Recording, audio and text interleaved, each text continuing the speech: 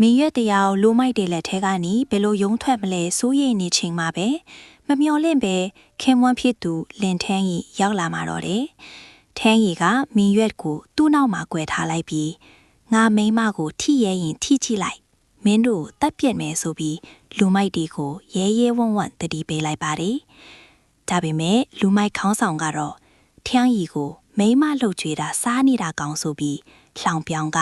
တီအောင်ရိုက်ဖို့သူ့တပည့်တွေကိုအမိန်ပေးလိုက်ပါတယ်။လူမိုက်တွေဝိုင်းရိုက်ကြတဲ့အတွေ့ထန်းရီတယောက်သွေးတန်ရဲရဲနဲ့ကျန်းဖြင်ပေါ်လဲကျသွားခဲ့ရပါ၏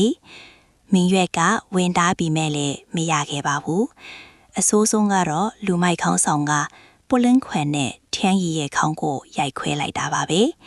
ထန်းရီဟာသွေးအိုင်ထဲမှာတတိလစ်သွားခဲ့ပြီးလူမိုက်တွေလည်းထပ်ပြေးသွားကြပါတော့တယ်။ချက်ချင်းပဲထန်းရီကိုစီးရုံအရေးဖော်ခန်းထဲပို့လိုက်ရပါတယ်။အပြင်မှာကြံခဲ့တဲ့မင်းရွက်ကိုချွန်းရန်က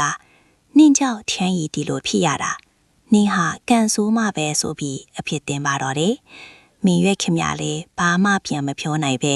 ကျန်းဖြင်ပေါ်မှာအယုတ်ကျိုးဖြက်ထိုင်ငိုနေရရှာပါတယ်။အဲ့ဒီချိန်မှာပဲဆရာဝင်းထွက်လာပြီးလူနာသွေးအရန်ထွက်သွားလို့သွေးအမျိုးအစားပြီးအရေးပေါ်လိုအပ်နေကြောင်းပြောပါတယ်။မင်းရွက်ကသူ့သွေးကိုဖောက်ယူဖို့ချက်ချင်းပြောတယ်လို့ချွန်ညံကလည်းသူ့လဲသွေးအမျိုးအစားပြီးဖြစ်လို့သူ့သွေးကိုယူဖို့ဝင်ပြောပါတယ်။ဒါပေမဲ့ဆရာဝန်ကသွေးရတာကောင်းပေမဲ့လူနာရဲ့ကြောက်ကတ်က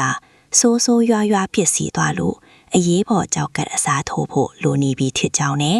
သူတို့နှစ်ယောက်လုံးကိုသွေးနဲ့တစ်ရှိုးကိုင်းညီမှုရှိမရှိစစ်ဆေးမှုလုပ်ဖို့ခေါ်သွားပါတော့တယ်။အသက်အန္တရာယ်ဆိုရင်နေရတဲ့ထန်းကြီးအသွမ်းမင်းရွက်နဲ့ချွန်ရန်ဘသူရဲ့ကြောက်ကတ်ကကိုင်းညီမှုရှိမလဲ။ကြောက်ကတ်လိုပြီးထန်းကြီးကိုဘသူကဲတင်နိုင်မလဲဆိုတာစက်ကြည့်ဖို့အတွက်ဒီဗီဒီယိုလေးကိုအသေးလေးပေးချေပြီးနောက်ပိုင်းဆက်လန်အဖြစ်အဆုံးကိုစက်ကြည့်ဖို့အတွက်ကျမတို့ရဲ့အကောင့်လေးကိုအခုပဲ follow လေးလုပ်ပေးခဲ့ကြပါအောင်ရှင်။အဆုံးထိကြည့်ပေးတဲ့အတွက်ကျေးဇူးတင်ပါတယ်။